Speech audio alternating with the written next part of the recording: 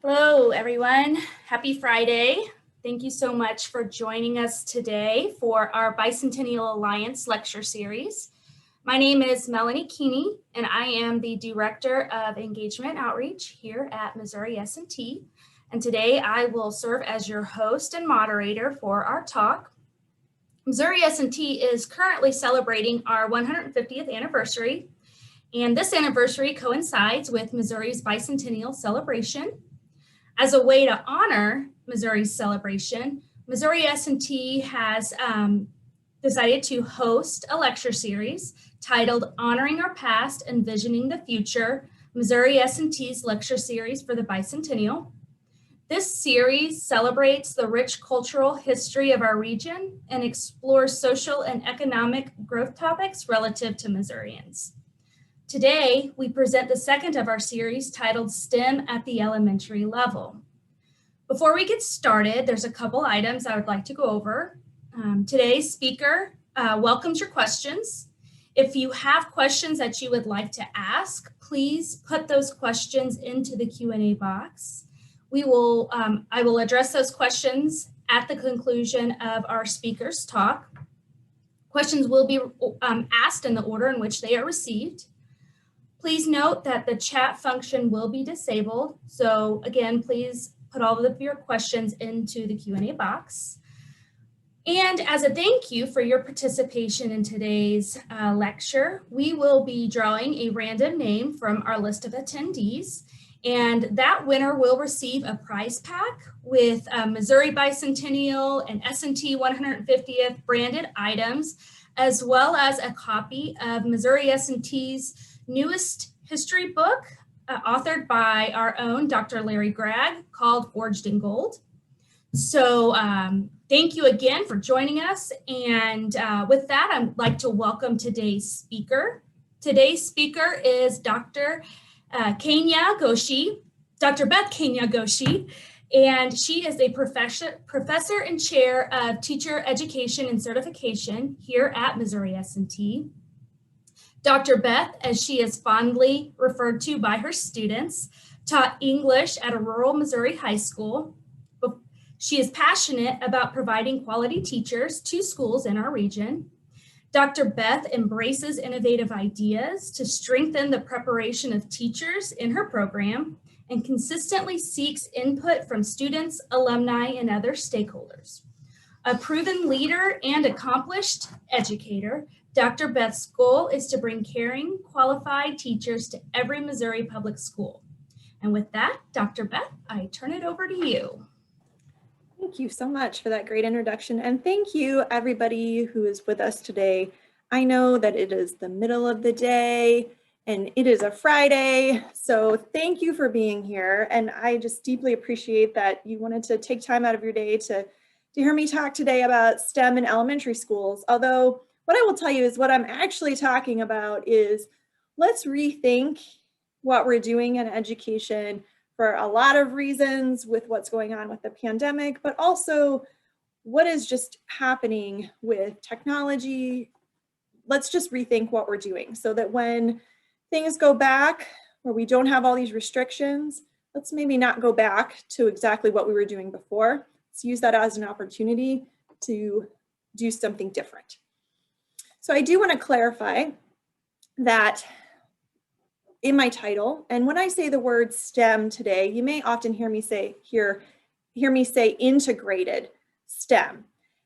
And what I mean is not teaching math at the elementary level or teaching science at the elementary level. I'm talking about integrated STEM, which is an approach to learning that transcends these disciplinary boundaries and as such does not have to limit itself to these 4 fields.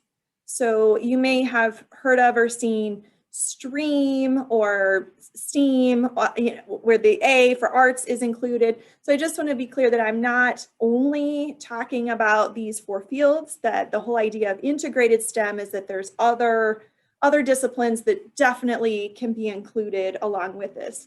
The idea is just that we're not doing S period T period E period M period. And those periods just represent those disciplinary silos in which we often situate ourselves. So just want to get that terminology straight as while we get started here. And I also want to acknowledge that the T, my friends in computer science here on campus, like they are their own discipline. Okay, so when we're talking about technology in terms of STEM, we're not talking about using technology to deliver instruction like I'm doing right now, which we almost have to be able to do now to deliver instruction. So that's not the T in STEM. Okay, the T in STEM is its own discipline in the same way that engineering is with, and there's crossover there, there's computer engineering. So I just want to acknowledge that too, because I'm not sure that we give the T enough credit in STEM sometimes. So I just want to give the research definition that I'm using today so that we're all on the same page before I even dive into my talk.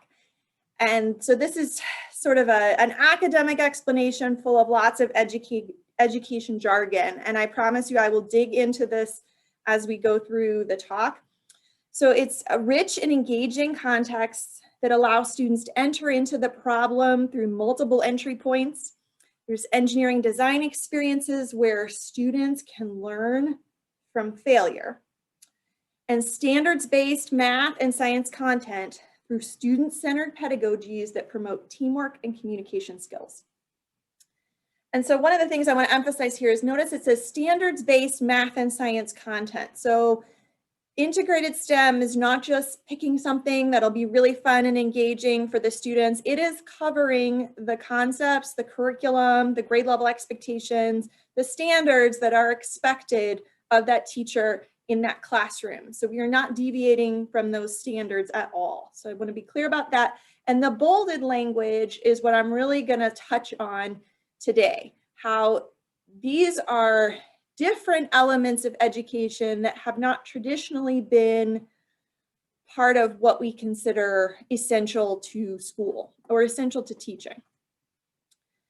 So I want to ask you, I know you're on a webinar, so you can't reply to me, but just in your head, what did your elementary classroom look like? Okay, did it look like here on the left, where there's lots of rows, everyone's facing the front of the classroom, the teacher is in the front, there's a computer and a projector up there, or a chalkboard, or a a whiteboard, depending on when and where you went to school. Okay, that's sort of the traditional model. On the right, we have more of like a team, group, a pod. Okay, if you had that experience, and maybe it depended on the teacher, depended on the grade level, depended on the school. I know for my own kids, so I have two daughters, one is 9 and one is 12. They had always experienced the classroom setup on the right until my older daughter went to take standardized state tests for the first time. And she came home and she said, they moved the desks today, Mom. I'm gonna take a minute and stop sharing so you can see my face. And then I'll go back to sharing. She came home and she said, they moved the desks today, Mom. I was my own island today at school because we were taking the tests, and I've never had that before. I'm always with a group. So I just want to, until she was in 3rd grade, she had never sat in rows ever in her educational career. And my younger daughter, when we went to, when it was the beginning of the school year and the setup was different at the new classroom, the new school, she kind of visibly shrank back and said, Mommy, why are the desks like that? And I'm not saying necessarily that one of these is better than the other, but I want to say why are we still setting them up in rows? Like when I go down to my college classroom downstairs, it is still set up like this. So if we have a reason, that makes sense, but the message we send to kids with this setup is that the teacher is the most important person in the room. The teacher is the one who will be imparting knowledge to you. With the other setup, where they're in groups, the message to the kids is like, you're a team, you're gonna be working as a team, you're gonna be communicating with your teammates. And the teacher's there, but a lot of what we do is gonna be in a team. And so just the physical setup of this space sends a message to the kids or the students walking into our classroom. So I just challenge us that are we still sitting in rows? And we use that as an analogy for lots of the things that we do in school. Are we just replicating this system that we have found, particularly in the past year, with everything that has gone on in the world and in our nation? This system of sitting in rows, we're replicating a system that is inequitable and ineffective, quite frankly. So let's think about some other ways to do things. And one of these is integrated STEM, which falls under a lot of other umbrellas of terms we use in education, like project-based learning or problem-based learning. I would also say that one of the reasons outside of the pandemic and the racial reckoning that's gone on in our country is that with technology, with the internet, if students in your class, particularly if you teach older students or you teach college like I do, if the students in my class, if they wanted to learn what I was teaching, or if they knew that they needed to know what I was teaching, they would already know it. They could go out on the internet and find it. Now, I know that's dependent upon access to high-speed internet, and that is its own equity issue. That is a whole other 1 hour talk or more that could be given. So I want to acknowledge that that's an issue, but just challenge your thinking as a teacher. This is very different from the way we have been teaching before, which is that we, the teacher, know pretty much everything. We're the expert, and we're helping these students in our class. We're going to help them be like us. They need to know what we know. We want them to be like us. And that's what school is. That's what teaching is. Like, they are dependent upon us for feedback. But I would just say there's a lot of resources out there that teach kids lots of different things that we don't know. And if we limit the students in our class to only what we know, think about what they're going to experience in their lifetime. We're not preparing them for success if we're limiting them to only what our knowledge base is. So we have to be comfortable with the students in our class asking us questions that we can't answer, and we have to be comfortable with them knowing things that we don't know. And that can be a place like, oh, that's not how teaching used to be, or maybe it was, and it wasn't as prevalent, like we didn't have as much access to the information. So, and I would say there are parts of this country where kids have not been in school for a year. But they still learned. Now, did they learn that traditional academic content?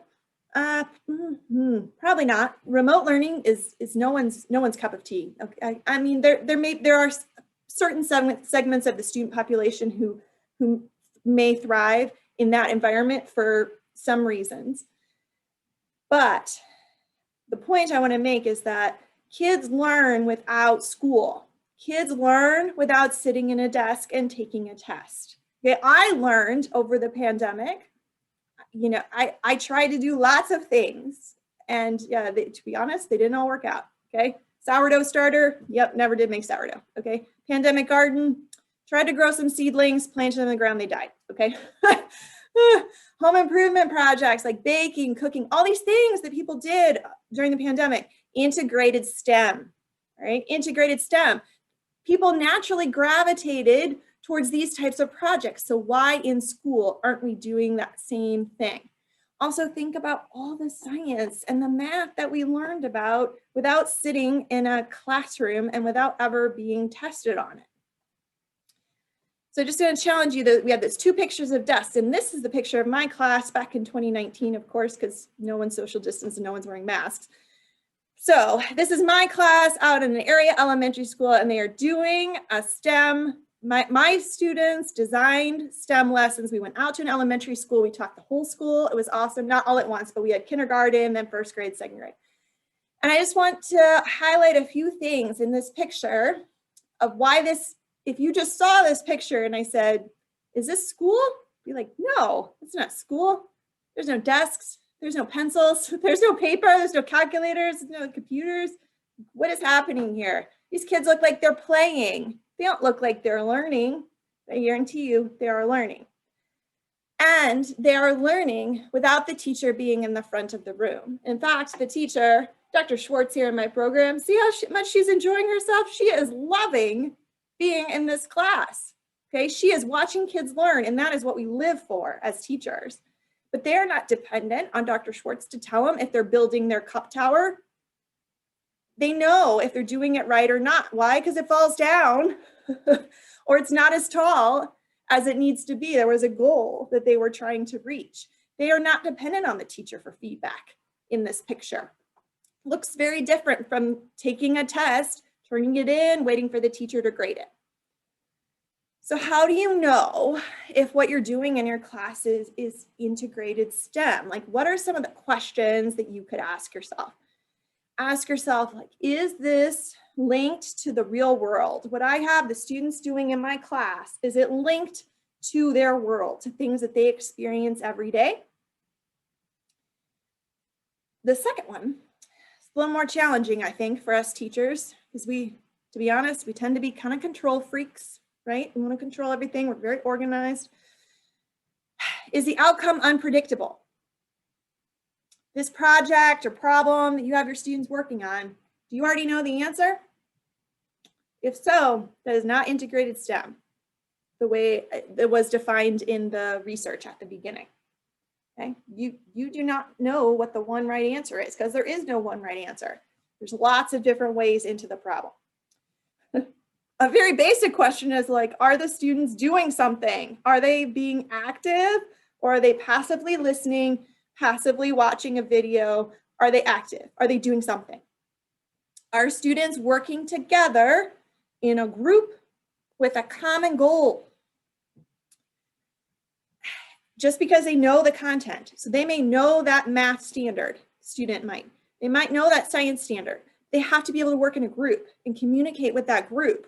They have to be able to take the knowledge in their head and explain it to the other people in their group. And they also have to acknowledge that the other people in their group might think about that differently and how that is an asset. That's what true integrated STEM is, more than the content. Integration of more than just academic content, but also social emotional learning, which I'll talk about in a moment. And then, is it expected and maybe even designed for the students to fail? Ooh, as a parent, this is a tough one. You don't want your kid to fail. We have been enculturated that failure is a bad thing. But integrated STEM is like, failure is part of life. Like, you're going to experience it. You need to learn from it. You need to reflect on it. And if you're an engineer, part of the engineering design process, like, failure gives you data. It shows you, it gives you data on how you can improve what you're working on. And then finally, what is the teacher doing? Is the teacher in front of the room telling everybody what to do? Or is the teacher kind of in my picture, what we say in education is the guide on the side, rather than the sage on the stage, the guide on the side. So you're coaching, you're asking students questions, but a lot of what you're doing is just observing and listening to them so you can figure out what they're learning. The first two with the asterisk, those are from the rigor and relevance framework. The relevance part of that probably makes sense with the problem and challenge, but I also want to say, like, the term rigor is a loaded term, particularly if you teach high school or you teach college. And the rigor and relevance framework that I'm using defines rigor as the quality of thought, not the quantity of problems that you are doing, not your grade on a test, not that your students met the normal curve, not any of that. All right, that's not rigor as defined by this framework. It's about the quality of thought, so about critical thinking. That is the rigor that I'm describing here. So if you were my students, I might give you a little test here and see. Is a test integrated STEM? Like, no. Pretty much everything about the test runs counter to those questions I just showed you. Homework problems, well, yeah, you could maybe give students a STEM challenge to do for homework. Like, it's possible. The group part of it might be challenging. They can't really work with other students outside of school, so maybe it's like a family STEM activity. That whole design to fail if that's a homework that you sent home, that's going to take some education of the families who have to deal with this kid who brought home a homework assignment that they're supposed to fail at. That is something we typically do not do. So that requires a whole, if we want to do integrated STEM for homework, that is a whole new thought process for both the families and the teachers at school. You might think like, well, what about experiments? Like that's science. That sounds very STEM. Well, I would call you back to that part about the design to fail. And do you know what the outcome is? I think often with experiments, we do know exactly what is supposed to happen. And if it doesn't happen that way, it's because a student made a mistake, as opposed to being more open-ended. And so that doesn't mean, again, to be clear, that doesn't mean experiments are bad, doesn't mean homework is bad, doesn't necessarily mean tests are bad, but it's not integrated STEM, all right? That's not really STEM, that's S period or M period. It's not integrated STEM, these things. Even discussion, while you might not know the outcome, you don't know what's going to happen. Is it designed to fail? Like, do you have it set up where your students fail in discussion? Like, ugh. And often in discussion, the students are looking to the teacher for feedback. It's not clear if the discussion, if they are looking for the teacher to know if they're saying like the right thing. And that may not be the way we want it to go, but it's often the way that happens. And it's often harder for everyone to have a voice in discussion equitably. Then there's presentations, which again, you might well, we could have them do in groups, but again, you hit the fail question. Like, do we design presentations where students are gonna fail? Well, no, we don't want them to fail at their presentation. So again, not integrated STEM. Again, not that these are bad, but I would say, are you only doing these things? That is not enough. That is desks and rows. Just think about how we can move our desks around and do something different. Push them back against the wall, do some integrated STEM. All right, I'm going to talk about the parts of this that are what we don't think of when we think of S period, T period, E period, M. One being communication and collaboration. And this is something that we adults, if we're honest with ourselves, we struggle with probably all three of these things. Okay, communication and collaboration. Working in groups is a part of integrated STEM. Intentional reflection also of the collaboration and how it went and the strengths that they brought to the group, okay? Communication, how they're communicating with each other. And I know that right now with the pandemic and all the restrictions we've had to really adjust the way that we communicate. I mean, I'm giving this lecture on Zoom, right? That's a different form of communication. How do you do some of this STEM work when you have some students who are Zooming in every day and they're not physically there in the classroom? I'll tell you, it's a fascinating, if the kid on the other side of the screen has the STEM supplies and you're having to verbally explain to them what to do or help them problem solve, and you can't actually touch the equipment. It's a fascinating experiment in your communication where you could normally just walk over and like, whoop, you just have to flip that switch or whatever. You've got it backwards or whatever. You can't do that when it's at a distance. You have to explain it verbally or in writing. So it's different communication. And that's one of the reasons we're so exhausted all the time from all this Zooming. They need to learn from failure, which again is something we adults don't do well with. And that's the social emotional learning part of this. We're preparing students for life. Okay, this is not just an integrated STEM lesson. We want to be able to do math, but we want to be able to deal with failure because they're going to fail sometime in their lives. It's going to happen. So how are you going to deal with it? You're going to persevere and keep going? We want students to recognize that emotional component to learning, which we don't talk about a lot, especially in higher ed. Maybe more at the elementary level, but in higher education where I am, we are serious academics. We don't talk about emotions with learning. So even if you teach at a higher level, like I'm just challenging you to really think through this. And it's student-centered, okay? The teacher is the coach. So standing off to the side and the kids are running the plays. You don't have to be the one standing up in front of all the kids lecturing the whole time. Like, let them do some active learning. It is exhausting to have someone talk at you for 7 hours a day. They're little, they want to get out of their desks and do something fun, which again, right now, again, no one is at their best teacher self right now during the pandemic, and we're having lots of restrictions. So if you can't do all these things right now, I completely understand, but think when we go back, maybe in the fall or whenever we're able to start being physically closer, because that's one of the hallmarks of integrated STEM is the group is all working on something together, which kind of necessitates close proximity. There's some ways to do it socially distanced, but it's more challenging. And so that rich and engaging context that was in that academic description that I gave you at the beginning. This is not what we often think of when we think about school or we think about a well-managed classroom, okay? It is often loud and messy, and that's because of the immediate feedback that I mentioned, the tower of cups that were falling, like, and of course there's the noise from the cups falling. The kids are all like, oh no, like it's loud, it is loud. It's not a quiet, and everyone's not just quietly working on their worksheet, no. It is challenging, like it's hard for kids, and honestly, it's hard as an adult. As you heard in the introduction, I was an English teacher. I struggle with these STEM challenges just as much as the kids. They often do better than me. In fact, that's what I like to tell them when I go out to the elementary schools and I sit beside them. I like to tell them about how it's challenging for me too.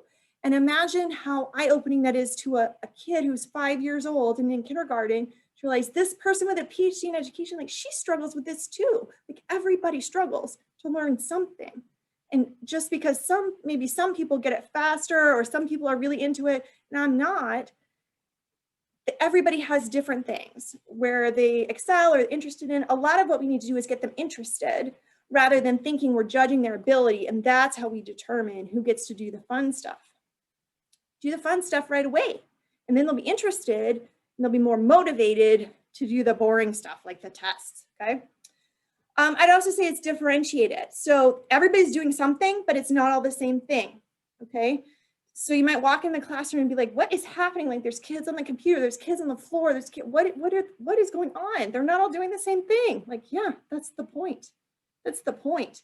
That you can change up what the challenge is, how many cups they have, how big their space is to make the cups, the time they have to make the cups. There's all kinds of things that you can change up to make it more challenging or to scaffold maybe the group that is having trouble, maybe not because of their content knowledge, but because they're having trouble working as a group. So recognizing that there's two different things at play there. And again, that it's a lot of fun. And so it looks like they're playing. And so we might make that mistake of saying, well, they're not really learning enough. Well, they're actually, I'm going to talk about research would say they're actually going to do better on those traditional measures of assessment than kids who were taught with the desks in rows. And so here's a couple other pictures. I do want to point out that in both of these pictures, as I said, there's no paper, there's no pencils. The kids on the left are working with a caterpillar. This is a caterpillar. Let me stop sharing my screen for a second so you can see it. This is the caterpillar, and he has different segments that are each an element of code. Okay, and there you can make a long caterpillar, and the kids in that picture are first trying to figure out how to make the caterpillar go using the code, and then they're going to have an obstacle course where they have to make Cody here, as my kids call him, make Cody go through the obstacle course. Okay, so this is coding. This is coding that we are teaching kids that requires no reading, and I would say you can't see, but you can feel this arrow here. When I was at that school, there was a student who was blind, and he was able to just feel and then just follow the caterpillar by having his hand on it. And the beautiful thing too about not having the reading components, and don't get me wrong, reading is really important, but it's also really frustrating and it takes a lot of energy out of some kids. Kids with dyslexia, kids with information processing disorders, like it takes a lot for them to just get through a chunk of text, and they're, you know, just tired at the end. This STEM, where there's not that reading component, again, it's like a break for their brain, for everybody's brain, to be honest. And also for our multilingual learners, that they don't have to read English. They could jump right in and participate in these challenges without having to have that academic language that you often need, that fluency that you often need to be successful in school. Some examples of that social emotional learning that I mentioned, self-awareness. And again, these are things that we as adults could work on. Like, we probably need some integrated STEM, you know, in our workplaces. We need to do some STEM challenges to work on not the content knowledge, but the social emotional part. Self-awareness. Was I a good team member when we did that STEM challenge? What did I enjoy about that? What didn't I like? Why? You know, what strengths do I bring to a team? What are my weaknesses? And another part is intentional, like, identification of emotion. So, like, because STEM is challenging, kids get frustrated. And we need to talk through that before we just turn them loose with this STEM challenge, saying, okay, we're gonna do this activity, and it's designed to be challenging. And so when you get challenged, sometimes you can get frustrated or angry or sad. What clues do you have when you're about to get frustrated or angry or sad or whatever it is? Like, what do you notice about yourself? You start breathing quickly. You know, what do you notice? Okay, so then what are you going to do about it when you start noticing that in yourself? What are some strategies that we could use? And then asking the team too. So what are you going to do if you notice that a member of your team is getting frustrated? What are some strategies that we could use?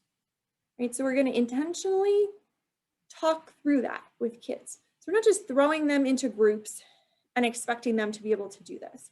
Okay, and this is making the assumption that you know the kids in your classroom, you developed a culture, but for this to be successful, it's about more than the content, as I mentioned. And so that means you have to teach more than just the content. You have to teach the other elements too of teamwork, because people don't just naturally know how to work in a team. They don't naturally know how to communicate.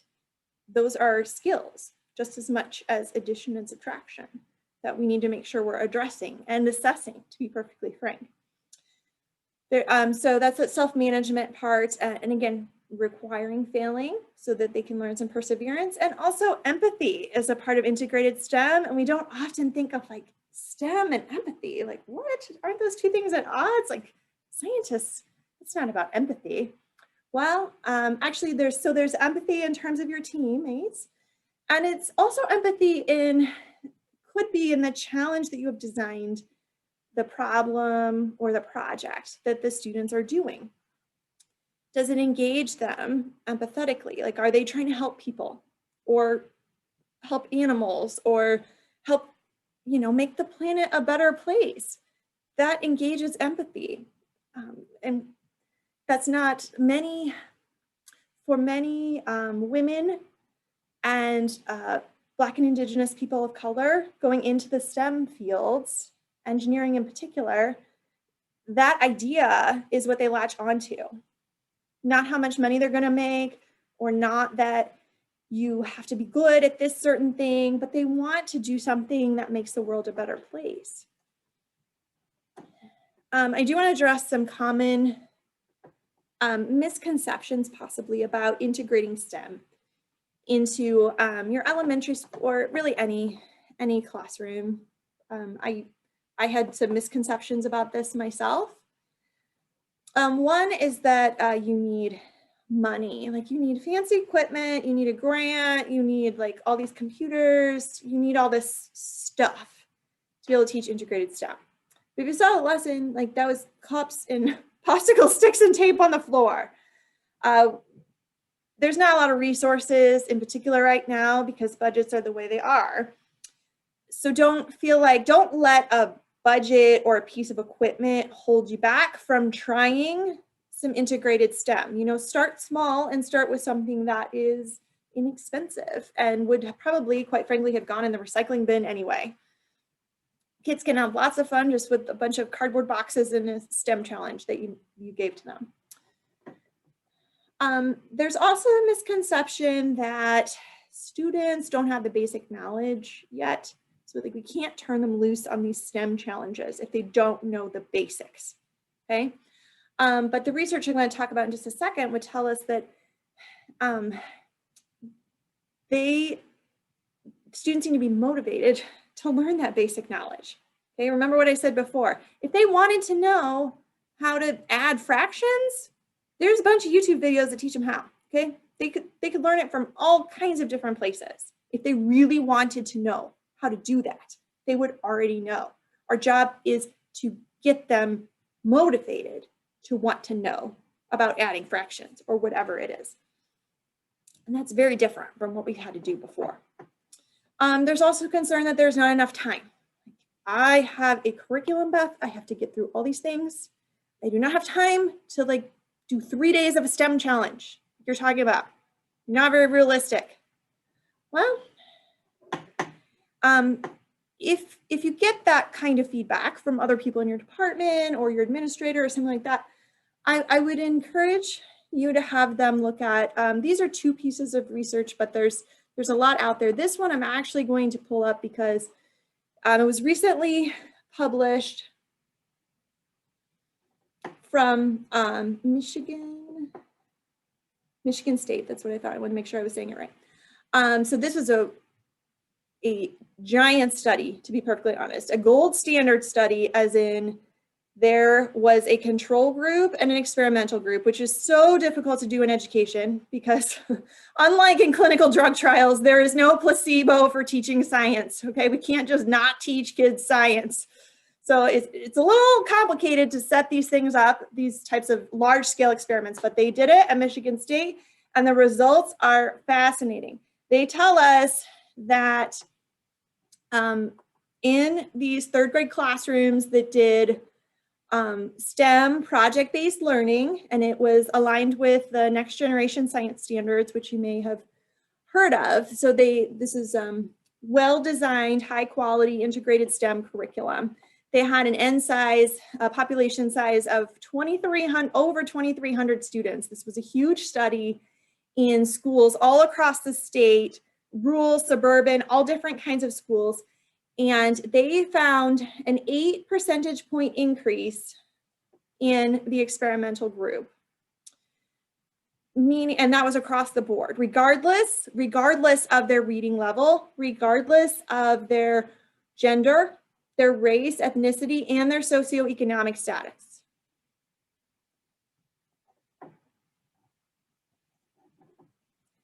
And there's similar study, that was with science knowledge. This is a similar study with math.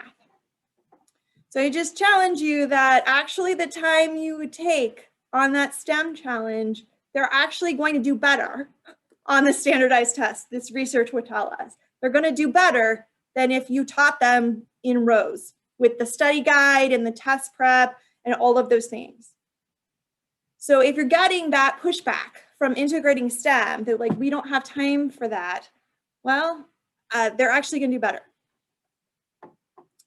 So STEM is an equalizer. I put like question marks. We're still kind of investigating that. That study they just looked at suggests that it could be even students that are low reading level, that we should not be pulling them out for reading interventions during STEM time, which is what often happens, that it's sort of this extra thing that is expendable. I also just want to make sure I'm talking about that our kids really need diverse role models in STEM.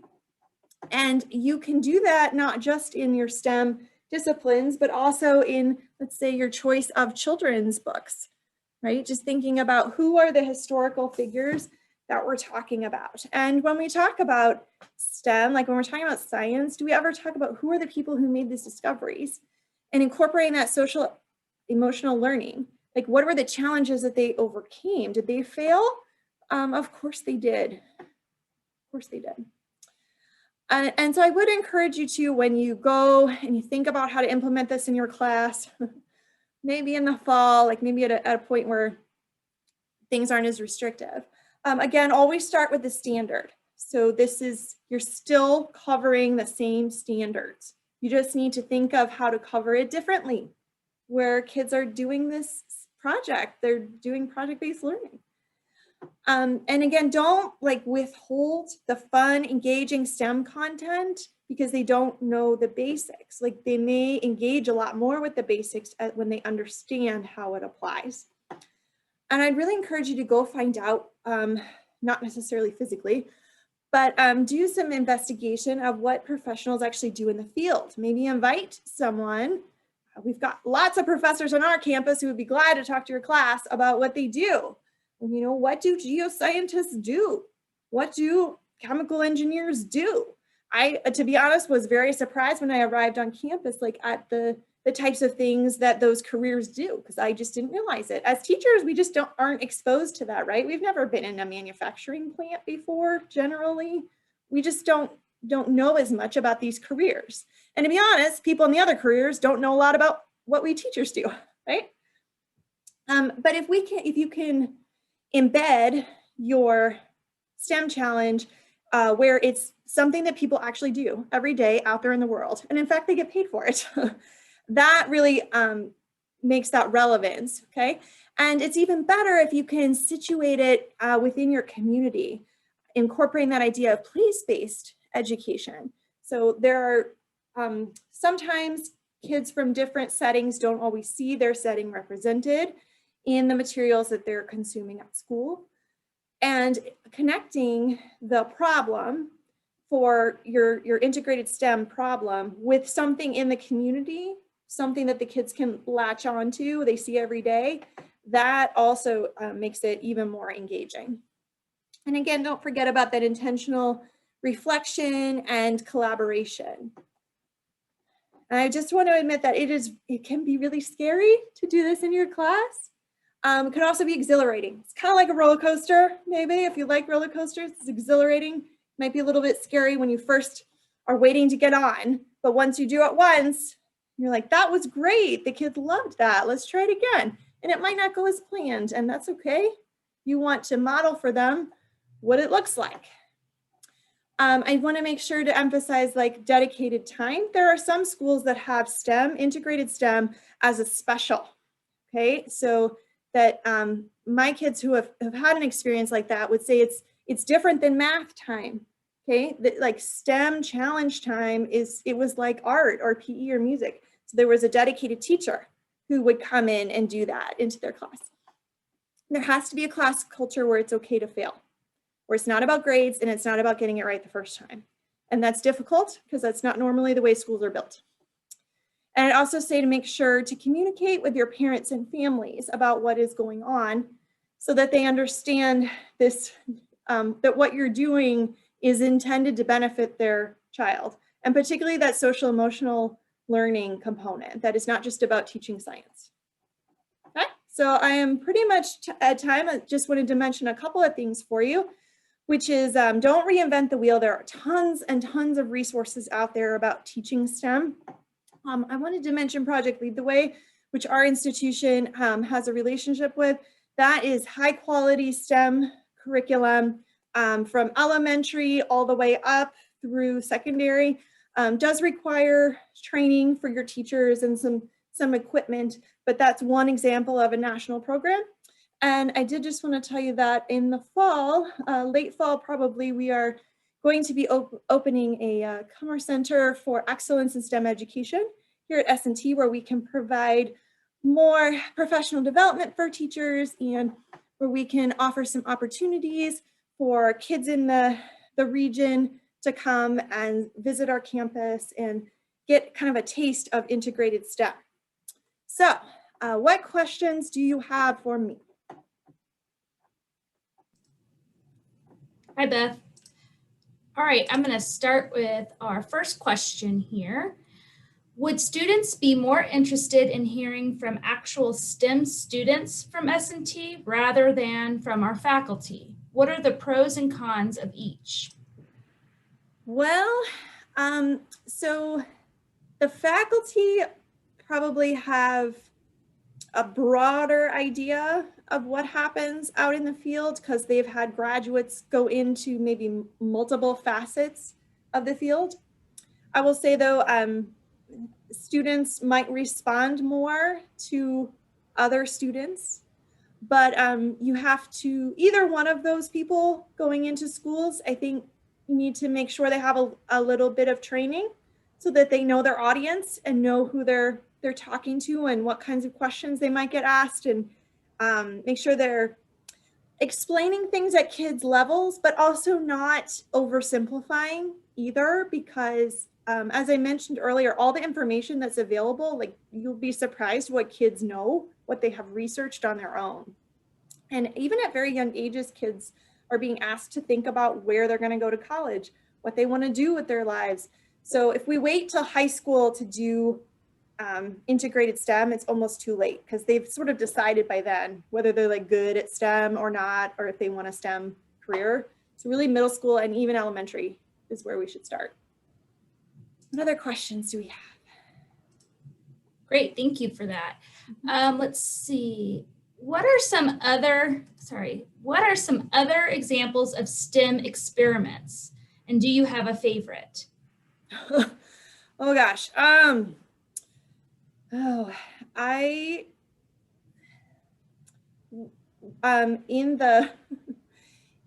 In the study that I mentioned out of Michigan State, one of the questions that they had kids answer in their integrated STEM activity was, why are there so many squirrels and not stegosauruses? And so on the surface, you're like, well, that's kind of a goofy question. Like, of course the kids are going to know why that is. But if you actually think through that, why are there still squirrels? Like, why are there so many squirrels? Why weren't there stegosauruses? Why, like if you, it sounds like a silly question, but you could actually dig down and really do a lot of research about that. And the level of research they have to do, even for third grade, is fairly impressive. So I would say anything that is catchy and that it gets students' attention, but it doesn't pretend that the world is a simple place. Like, it acknowledges the complexity of the universe.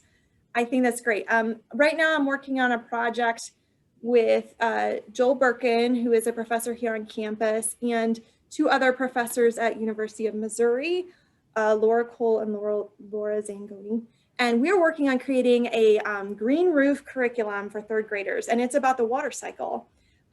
Because I heard Joel present about the green roof on campus, and he was explaining all of these things that I did not quite realize about the water draining from the roof and the temperature and all of these fascinating things.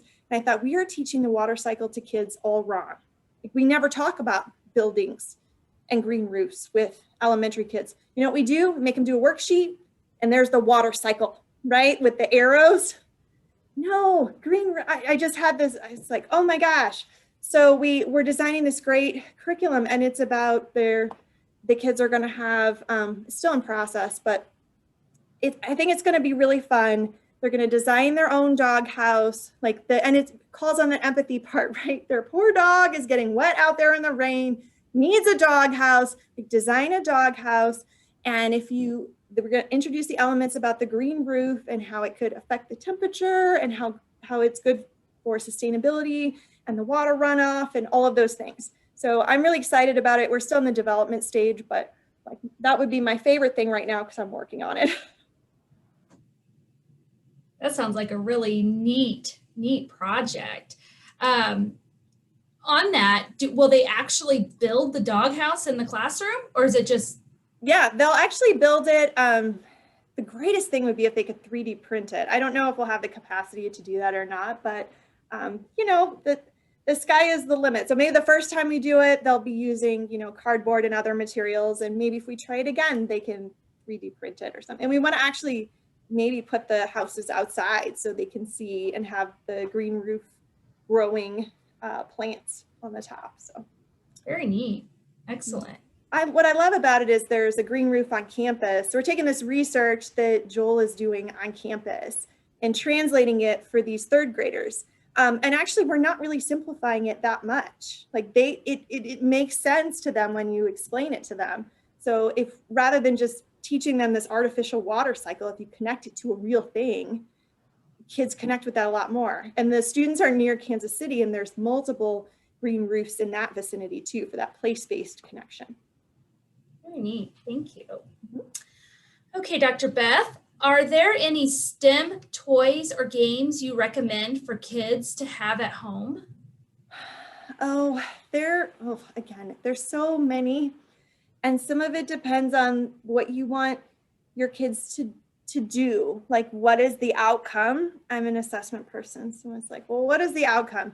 You know, if you want to get them off of screens, you might look at something like I brought the the Caterpillars look different now. This is an old Caterpillar.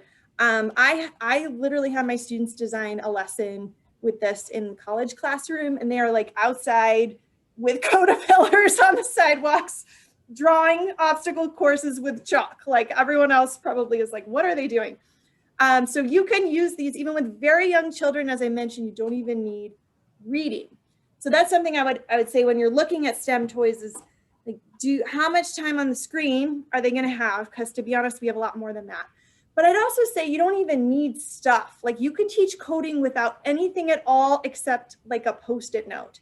And you could draw so like if you imagine this as a Post-it note, and this meant turn around, and just have the kids be the Caterpillar. So they step on the Post-it note and they do the thing that it says. And then they move to the next Post-it note and they do that thing. And you build an obstacle course for the class, and they have to code with the Post-it notes so that everybody gets through it.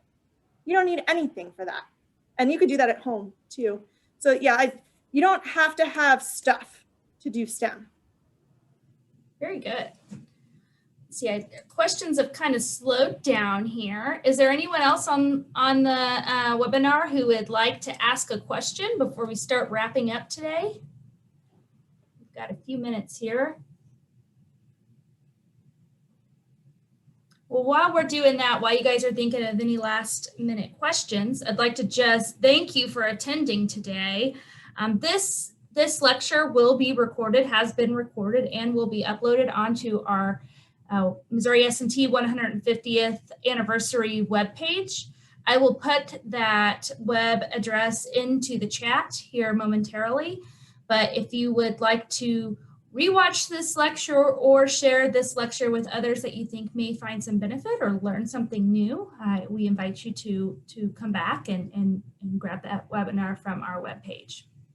Also, I would like to go ahead and announce our winner for our random drawing.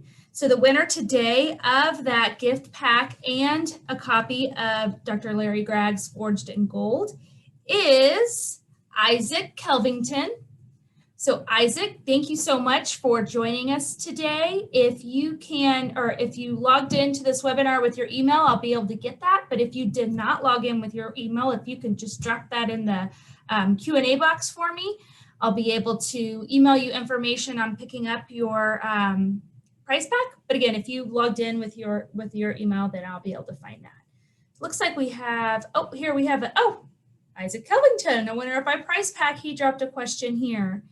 As a STEM student, is there anything that I can do in my community to encourage integrated STEM?